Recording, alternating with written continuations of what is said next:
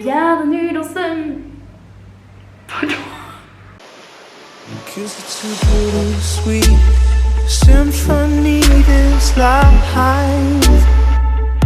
Bienvenue dans ce nouveau vlog. Aujourd'hui, dans ce vlog, on va parler de goals, objectifs. Bref, on va parler de nos buts dans la vie. Yeah, that's a great subject. Alors, pour commencer, on parle de bucket list. Sur ma bucket list, qui est right there, il y a donc peser 55 kilos. Allons ensemble si j'ai réussi. Let's go. Bon. À savoir qu'au début de l'année, je faisais 67 kilos. On va voir ensemble si j'ai pu changer quelque chose. Allez, on monte sur la balance. Et c'est 60 kilos. Ah, je suis contente, c'est déjà ça. 60 kilos, j'ai perdu 5 kilos, je perds encore 5 kilos avant la fin de l'année, qui est possible, parce qu'il nous reste combien 5 à 6 semaines. Ben, c'est faisable. What else? Sur ma bucket list, il y a aussi, grâce à vous, j'ai réussi. Ah, j'ai pas de tic. Et donc, grâce à vous, j'ai réussi à achieve ce goal que je m'étais fixé au début de l'année, qui est jouer Il s'aime Coda All Center. Merci les guys. Ensuite, voyager. J'ai écrit France et Sud-Afrique, donc j'ai réussi à aller en France. Je n'ai pas pu aller en Afrique du Sud parce qu'il peut arriver avant la fin de l'année. Déjà, il me reste 38 jours. Mais either way, si je n'y arrive pas, c'est pas grave. I'm halfway there. Et puis on verra pour le reste. C'est tout ce qu'il y avait sur ma bucket list cette année. On est pas mal quand même. On est halfway there pour chaque point. Je vais aller en Afrique du Sud. Mettez en commentaire qu'est-ce qui était sur votre bucket list, qu'est-ce que vous avez réussi à achieve et dont vous êtes fiers cette année et des choses dont vous êtes grateful. Maintenant, on va parler de 101 Simple Truths for a Better Life. Ce livre est magique. Si vous ne l'avez pas, si vous aimez lire, achetez-le, lisez-le. Ce que j'aime avec ce livre, c'est Humble the Poet qui l'a écrit. C'est un auteur très franc. Il y a des trucs qui sont évidents. Par exemple, je vais te donner quelques trucs que moi j'ai notés parce que moi j'aime bien noter des citations. Quand je vais pas trop bien, etc., je relis ces citations. Quand je me retourne dans des situations que j'ai déjà vécues et que je refais les mêmes erreurs ou je fais confiance aux mêmes personnes, je reviens sur les citations. Compare yourself to who you were yesterday and celebrate your evolution. C'est vrai, au lieu de te comparer aux autres, compare-toi à qui tu étais hier et évolue cette personne. Parce que si tu te compares aux autres, tu vas tout le temps vouloir ce que les autres veulent et c'est pas forcément ce que toi tu veux et tu n'apprends pas à te connaître. Quand tu te connais pas, tu vas te mettre à vouloir ce que tu penses est le bonheur pour toi, alors que c'est le bonheur des autres. Par exemple, une personne peut être malheureuse d'aller à la plage et tu vas juste aller à la plage pour essayer de ressentir ce bonheur que cette personne a ressenti. Tu te sens pas fulfilled émotionnellement parce que c'est pas ça qui toi te rend heureux. Il faut que toi tu apprennes à te connaître et il faut pas matérialiser le bonheur. C'est vrai qu'on dit l'argent ne fait pas le bonheur, etc. C'est vrai que ça aide, etc. Je partage tout à fait votre avis si vous dites que l'argent contribue au bonheur, mais il faut pas matérialiser dans le sens où ouais, je me dis ok, si j'ai un chouchou, je suis heureuse. Du coup, si je perds le chouchou, qu'est-ce que je fais?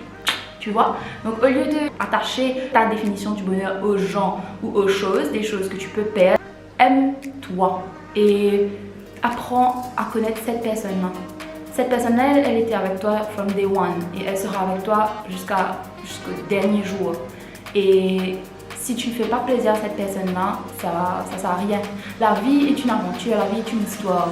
Donc vis à fond chaque moment, les bons, les mauvais. Si tu n'apprends pas tes leçons, tu vas continuer à faire les mêmes erreurs et tu vas continuer à avoir ces mêmes problèmes. Par exemple, si tu es une personne qui est, on va dire, naïve, qui fait confiance facilement, et si tu n'apprends pas ta leçon, la vie va te remettre des gens méchants, des pères narcissiques, etc. sur la route pour que tu puisses rendre plus fort, pour que tu puisses être plus fort et arriver à détecter ces gens-là et à ne pas faire les mêmes erreurs, à faire confiance à ces personnes-là. On revient à nos moutons. Vous êtes, il nous reste que 38 jours avant la fin de 2019. Like, what? Où cette année-là est passée? Où c'était? Quand? Comment? Bref, on a 38 jours pour accomplir des trucs sympatoches. Moi, je me suis dit, avant la fin de l'année, il y a quelques trucs que j'aimerais quand même accomplir afin de make the most out of 2019. J'aimerais bien pouvoir faire 2-3 petits trucs. Donc, notamment, un petit déjeuner à la plage en mangeant un petit déj de chez mon café préféré qui est Truth Artisan Coffee pour les intimes. Ce n'est pas une pub. J'aimerais bien aussi faire un sundowner avec les gens que j'aime. J'aimerais faire un road trip et aller dans des restaurants que je connais pas à travers l'île. Oui, tout tourne autour de la bouffe. Et puis, avant la fin de l'année, j'aimerais bien faire du vélo, me déplacer d'un point A à un point B à vélo. Donc ça serait cool, peut-être que je vous filmerai un vlog plus tard. Et puis, j'aimerais aussi aller à l'hôtel, me la couler douce, me faire un petit spa, etc. Plonger dans la piscine, bronzer. Et pour finir, un objectif que je me suis fixé depuis le début de cette année que j'ai jamais pu accomplir, du moins pas jusqu'au bout. J'adorerais aller jusqu'au bout de la montagne, le Môle. Voilà mes petits objectifs pour la fin de cette année. Quels sont les vôtres si vous en avez? Write down below in the comment box.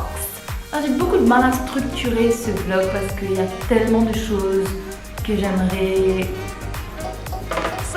y mettre. Mais ce qui me tient à cœur, c'est que j'aimerais vous parler de quelque chose que j'ai découvert récemment et que je pense qu'il peut peut-être vous aider.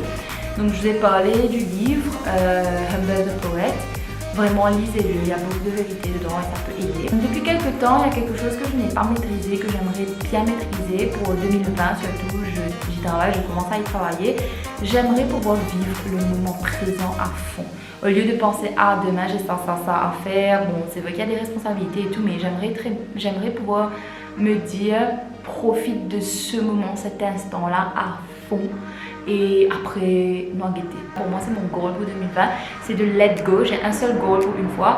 D'habitude, j'ai des listes. Pour cette année, c'est juste letting go. Donc, quel est votre goal pour cette année? Allez, on va voir maintenant comment définir, on va dire, le bonheur. Ok?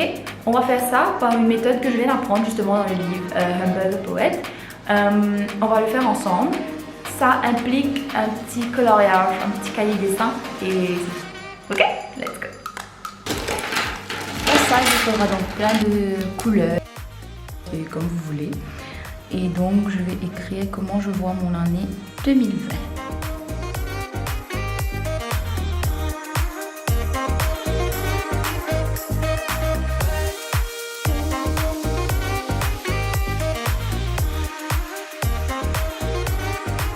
Voilà, moi c'est comme ça que je fais mon petit mood board, donc on l'appelle comme ça en général, mais c'est plus un dessin, une visualisation. Comment est-ce que vous pouvez achieve ça?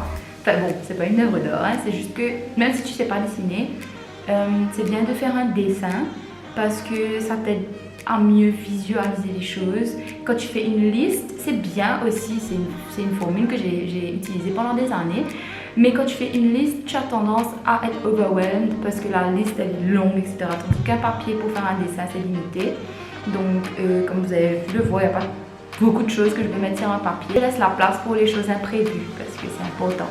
Et donc, pour achieve justement, pour épurer les idées pour la nouvelle année, vous fermez les yeux, vous prenez un moment en silence et vous pensez à votre vie parfaite. Donc voilà les petits challenges que je me suis fixés pour les 38 jours qui nous restent avant de finir 2019. C'est pas too much, j'espère vraiment que vous aurez le temps de les réaliser. Du moins, la workaholic que je suis a décidé de prendre du temps pour elle. Les miracles existent, comme quoi. Alors je compte sur vous pour partager avec moi en commentaire les petites résolutions 2020 et les petits trucs que vous aimeriez faire jusqu'à fin 2019. Et si ce genre de vidéo vous plaît, eh bien communiquez-moi en commentaire. Ça me fait plaisir moi de parler de ce genre de choses, mais j'ai tellement de choses à dire que je dois canaliser parce que je suis une grosse bavarde et que ça peut déborder facilement. Donc très bonne semaine à tous, passez une excellente semaine, positivez, faites votre mood board, croyez en vous, croyez en vos rêves, everything is possible. Mouah.